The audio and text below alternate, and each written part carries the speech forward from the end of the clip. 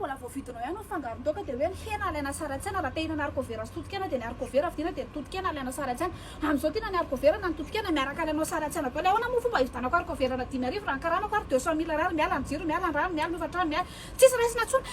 korzety manao tare ratsy rano vidinao 3,900 sy 4 arivo ahoana fomba amelanako ny ankohonako amin'izao karaha makely zara fa misy ty zany hoe mandona slip zany aloha zany dia efa tsy tadidiko tsony hoe oviana nandona slip fa rehefa vidina vovon-tsavony fotsiny nefa 500 vidina savony efa ohatriny eny an-dalana eny dia torotoro fotsiny izay mangeritra fa slip amin'izao dia avadika lafy tsara sy lafy ratsiny fotsiny isan'andro zao lazaina fa hoe covid Ukraine zao ny any amin'ny firenen'ny hafa na mba miakatra Vincent aty miakatra ny amin'ny tena efa miakatra ohatriny ao volana janvier vidy menaka 500 sy 9,000 zao menaka efa ora ialina dia na tia sy na tia amony tena ary mipozy mbola avokoa lafo be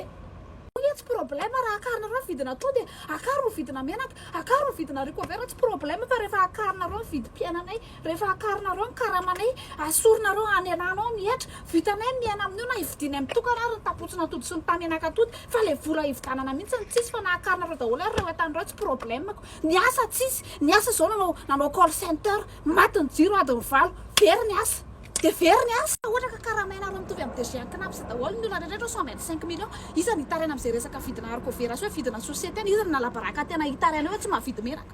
fa le karama mihitsy ny tsisy le karama ny tsisy dia mahatra amin'izao taloha makany amin'ny tobony adala dia ny olona voadona mpitiavana sy ny olona azonody dia lasa adala amin'izao ny olona makany amin'ny tobony adala zao dia olona avy ny etsena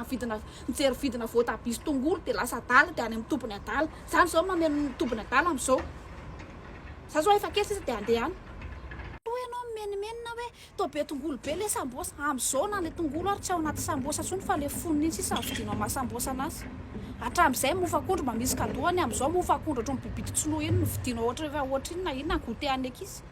dia hovaina amin'ny ministre dia averina ny teo dia makany amin'ny transport makany amin'ny sport ny économie makany amin'ny affaire étrangère fa vidiny ihany fa mivolamena mivoaka foana ihany fa vidiny entana tsisy midina na ndray ary koa le bus hatrany Andriamanitra ho aresa moa zany poketrako teo dia le sezan'olona ny ato aty dia le poketra zany navelako eza Andriamanitra inona tsy nentina ataoko aminao inona zava-pisotro tianao vidiko anao fa sao dia izay ny problème sao dia very ndray koa le poketra